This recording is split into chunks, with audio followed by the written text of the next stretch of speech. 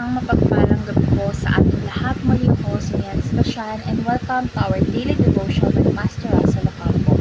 And today our devotion takas about ano ang nakikita mo sa salamin. So our concept is all about Old Covenant. So ano nga ba ang Old Covenant? So ang Old Covenant ay ang kasunduang ginawa ng Diyos sa Israel sa pamamagitan ni Moises sa bundok ng Sinai. Dito ibinigay ang kautusan upang pahamahalaan ang bayan, pigilan ng kasalanan at ituro ang darating na tagapagligtas. So si Kristo,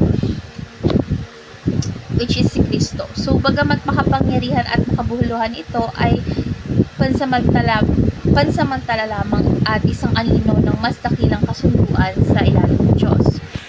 So our Bible readings for today is all about Hebrews chapter 8 verse 13. KJV version. In that he said, a new covenant he had made the first old, now that which decay and waxed old is ready to vanish away. So, tungkol saan nga ba tong verse na ito? So, ito ay nagpapakita na ang bagong tipan kay Jesucristo ang kapalit ng lumang tipan. So, ang lumang sistema ng pagsamba at kautusan ay pinalitan ng isang mas mabuting paraan ng pakikipag-ugnayan sa Diyos sa pamamagitan ng pananampalataya at biyaya ni Kristo. So, ngayon na tayo sa ating teaching. So, yung first teaching is the Old Covenant is a mirror. It reflects our sin. So, ipinapakita ng kautusan ang tunay nating kalagayan, makasalanan, at hiwalay sa kabanalan ng Diyos. So, ang bawat utos ay nagsisilbing salamin upang makita natin ang ating pangangailangan ng paglilinis. Second is the Old Covenant is a judge.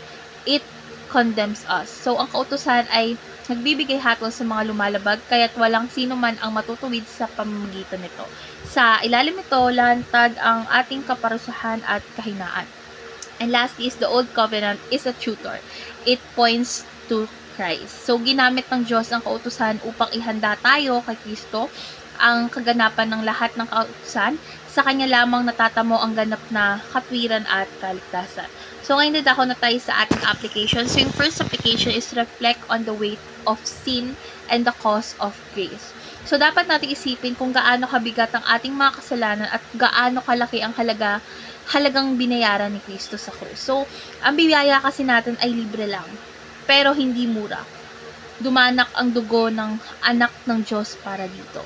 Second is rejoice in the freedom and grace found in Christ. So, tayo ngayon ay hindi na alipin ng kautusan dahil malaya sa ilalim ng biyaya ni Kristo. Dapat tayo magalak dahil sa Kanya tayo ay pinatawad at binigyan ng bagong buhay. And last is renew your commitment to love and serve Jesus. So habang nauunawaan natin ang ginawa ni Kristo, is dapat lalo dapat tayong lumalim ang ating pagmamahal at paglilingkod sa Kanya.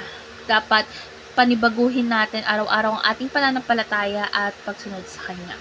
So, ngayon na tayo sa ating last part, which is our discussion, and this is my answer for that question. So, para sa akin is dapat nating panibaguhin ang ating pagmamahal at paglilingkod kay Jesucristo ngayon dahil sa Kanyang dakilang ginawa para sa atin. So, hindi lang naman kasi tayo naligtas sa pamamagitan ng ating mga sariling gawa, kundi sa pamamagitan ng Kanyang sakripisyo. So, ang dating kasunduan kasi ay nagpapakita ng ating pagkakasala, ngunit sa bagong kasunduan sa pamamagitan ni Kristo is tayo ay napatawad, pinatawad at binigyan ng bagong puso.